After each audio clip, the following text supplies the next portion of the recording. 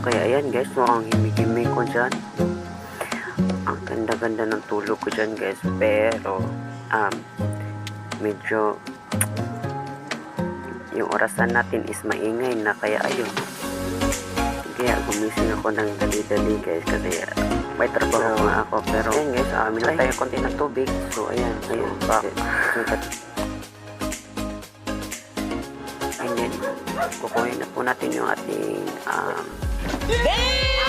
sabon, no?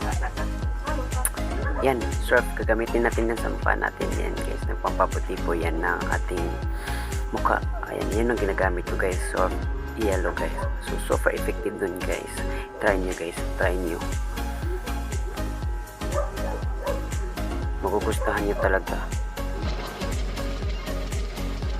Ayan guys, nagluto na pala ako ng aking kakainin ngayong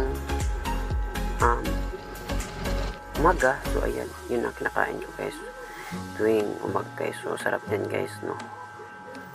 Lagyan ko siya ng egg guys. So ayan, patuto na siya guys.